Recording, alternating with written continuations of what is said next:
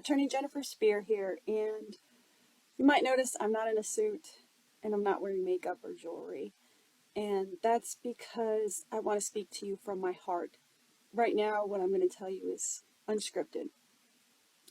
I have a client who came late to the game in adopting her granddaughters, and for whatever reason, has had to jump through almost immeasurable hoops just to be able to see them.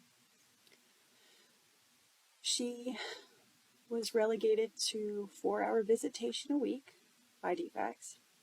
She lives 2 hours away, so she has to drive 2 hours one way and 2 hours back to spend 4 hours with her own grandchildren. She has to pay for gas. She has to pay for a sitter to watch the other children, these children's siblings, while she's away.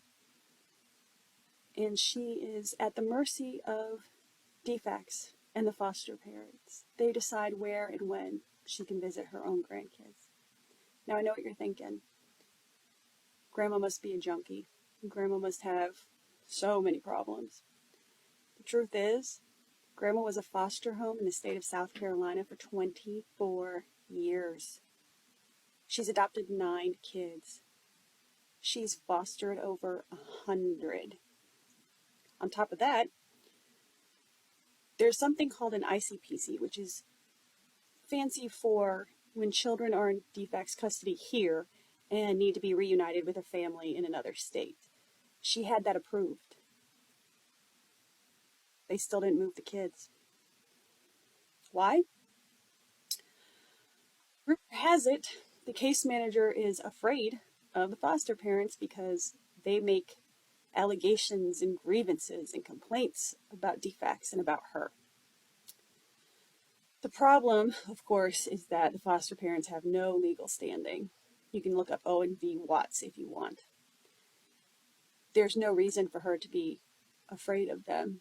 What she should be afraid of is the numerous juvenile code violations that have occurred, like lack of due diligence or family reunification, 1511 200s for all of you OCGA lawyer people looking it up. And I think the worst part might be all of this can go away with one phone call. Seriously, one phone call. All someone at DFACS has to do, and that can be the chicken caseworker all the way up to the very apex appointed by Governor Kemp, to call and say, we need to come into legal compliance. We need to actually stand by our desire to reunify families. We need to emulate the press releases that we sent out about how often we reunify families and how family structure is so important to us.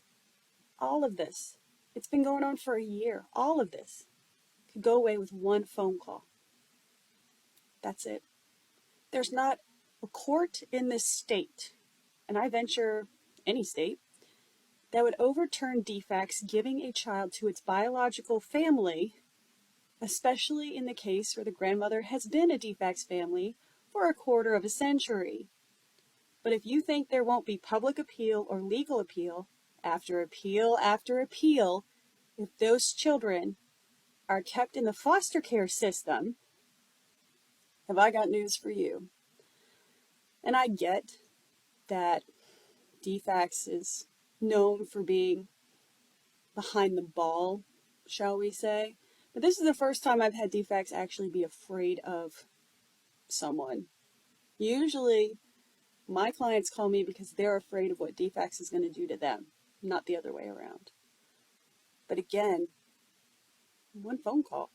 One phone call to come into legal compliance.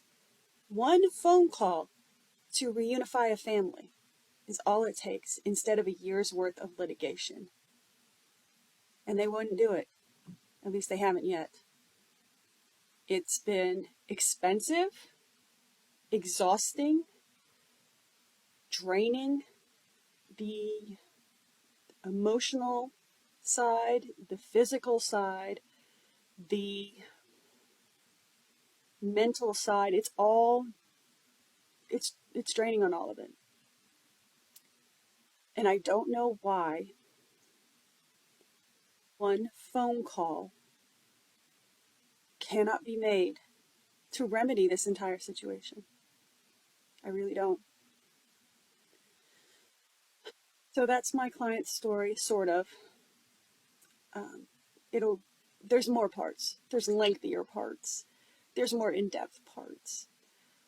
But I can't understand how, if one phone call will bring you into legal compliance and right all the wrongs that have gone on in the last year and could save you from more litigation, more money, more time, more effort, more court appearances, why wouldn't you do that?